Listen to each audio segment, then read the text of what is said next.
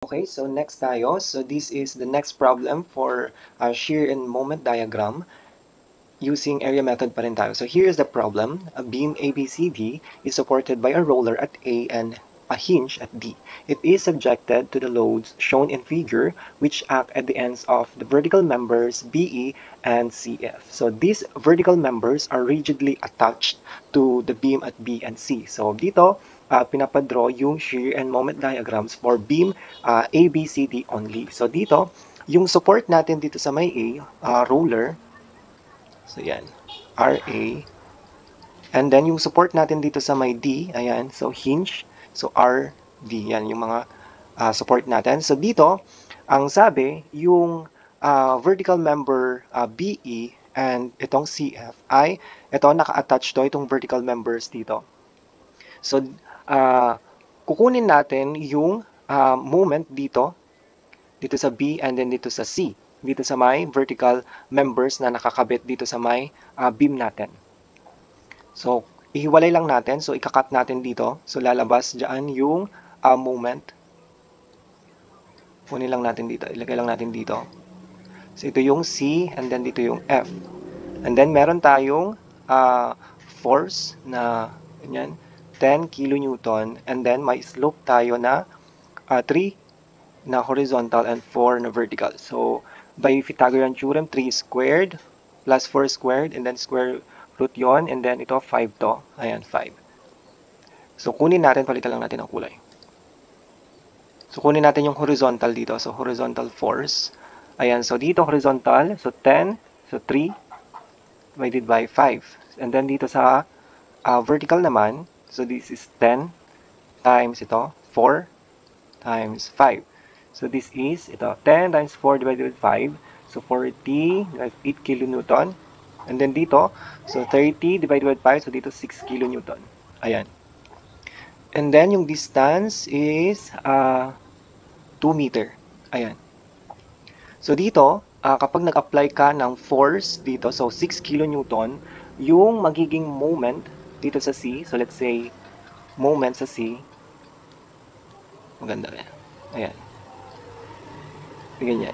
So bakit ganyan yung ikot niya? Clockwise. So, kapag nag-apply ka ng force, kapag hinila mo to pa ganito, right, so yung moment niya is gaganon. Ito. So, for example, kuha kayo ng stick, and then hilain nyo, talian nyo, and then hilain nyo. Ito, and then yung turn niya is pa ganon. Ito, gaganon siya. So, yung magiging moment dyan, so ito, horizontal, so 6 kilonewton times 2. So, this is 12 kilonewton meter. Ayan. So, meron na tayong moment. And then next, kunin natin yung sa member BE. So, ito naman, ikat natin dito. Ayan, kunin lang natin dito. And then, may horizontal na force tayo dito. And then, this is B and then E. Ayan, palitan lang natin ang kulay. So, this is 2 meter. Ayan, so dito naman kapag yung stick naman, so ito kapag ganun naman yung force, so kapag hinila mo naman yan, so magkakaroon ng moment. So pag ganun, ganyan. Yung moment niya is pa-counter clockwise. So moment sa B, so that is 14 kilonewton times 2. So this is 28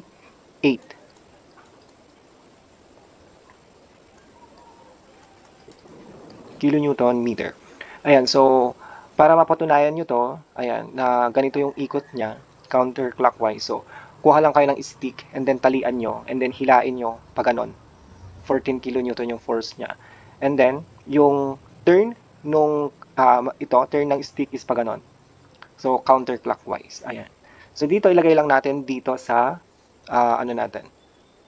So, this is yung moment dyan is 28 moment sa B is equal to 28 kilonewton meter. And then dito, so moment sa C clockwise is equal to 12 kilonewton meter. And then ilagay lang natin yung mga force natin. Ito.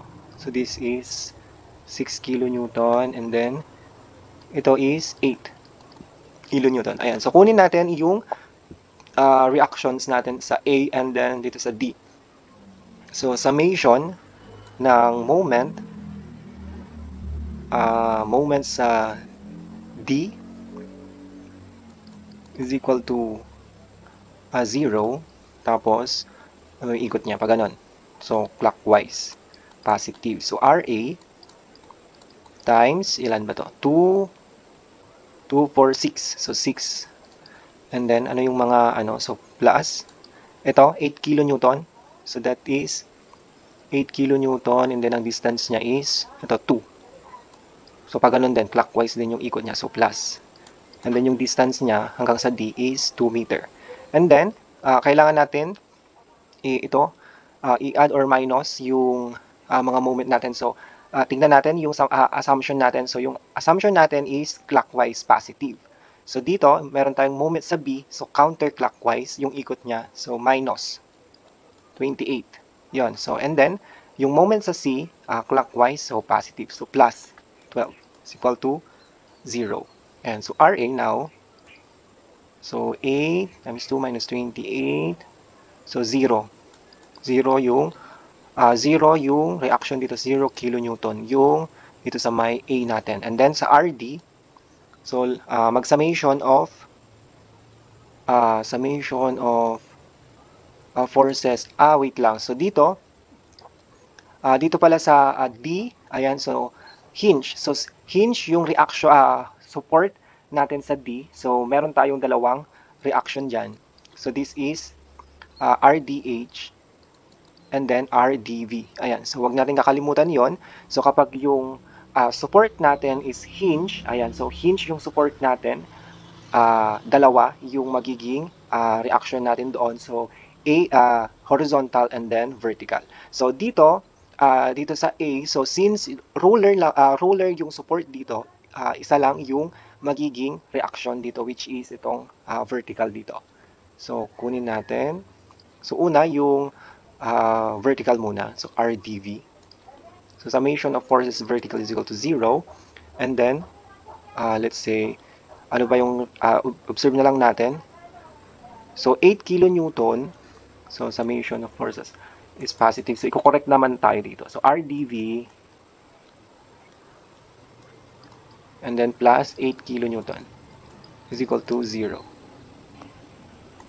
So, RDV is equal to negative 8 kilonewton. So, negative, so yung assumption natin dito is vertical, dito sa may vertical, so yung assumption natin dito is, ayan, so upward yung assumption natin, so yung nakuha natin is negative. So, negative, so palitan natin ng pababa.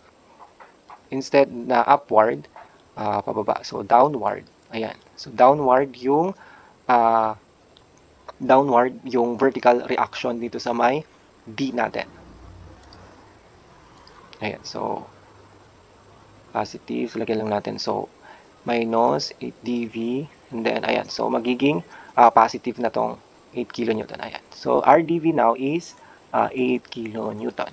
And the next summation of forces horizontal naman is equal to 0. And then, right, yung assumption natin is positive. So, RDH, so negative RDH, and then ito, so plus 6 kilonewton, and then pag ganun ulit, so plus ulit 14 kilonewton is equal to 0. So RDH now is equal to, so 20, ayan, 20 kilonewton. Ayan, so yung horizontal reaction dito sa may D natin is 20 kilonewton. Ayan, so nakuha na natin yung reactions dito sa may support natin dito sa beam natin. So, ayan, i-draw na natin yung shear and moment diagram. So, ayan, so ilagay natin yung mga nakuha nating mga reactions. So dito yung vertical reaction dito sa may A. So, this is 0 lang naman dito. Sa RD, yung vertical reaction dyan is 8 kilonewton. And then, yung horizontal is, ilan to? 20 kilonewton. And then, 14. And then yung moment sa B, so MB. So ilan to? 28 kilonewton meter. And then, dito, Ano ba dito? Vertical 8 kN and then horizontal 6 kN and then yung moment sa C, so clockwise, ganun. So moment sa C equal to yung 12 kN meter. Ayan. So i-draw natin yung shear diagram natin and then moment diagram. So palitan lang natin ng kulay. So since yung reaction dito sa may A, so 0, ayan, biyahe tayo, 0, walang reaction. And then, pagdating dito sa may C, so merong vertical reaction na ito 8 kN. Ayan, so dito may 8. So 8 kN. And then, biyahe tayo hanggang dito sa may D. So ito pala is downward to. Downward. Itong vertical, hindi siya upward. So, downward yan. Ayan, downward, 8 kN. So, 8 kN, so V diagram. So, 8 minus 8 is equal to 0. Ayan.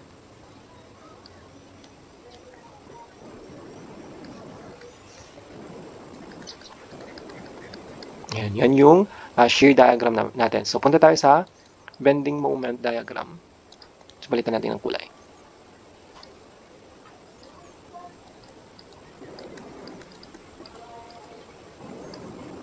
So, sa A, walang moment dito. And then, pagdating dito sa may B, so, start at 0. And then, pagdating dito sa may B, meron tayong 28.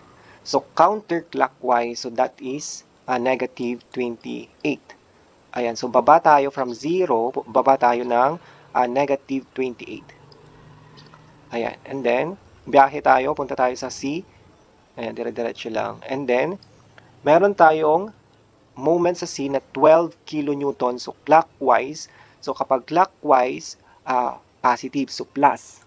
Ayan. So, tandaan natin, pagdating na dito sa may pag-draw ng bending moment diagram, ayan. So, kapag counterclockwise, so that is negative. And then, kapag clockwise naman, that is positive. So, dito, pagdating na dito sa C, so negative 28 plus 12. So, that is negative 16 kilonewton meter. Ayan. So, taas tayo ng negative 16. Ayan. So, this is negative 16. And then, negative 16. So, meron tayo dito plus. Positive to. So, plus natin ito. So, this is, so area method pa rin tayo. So, 2 meter to 2 meter. Ayan. So, rectangle. So, base times height. So, that is 8 times 2. So, that is negative 16. So, this is 0. Ayan. So, from negative 16, punta tayo sa may 0. Ayan. Paano yung draw niya? Ganito. So, this is 0 degree. So, first degree. Ayan. Pa-slant.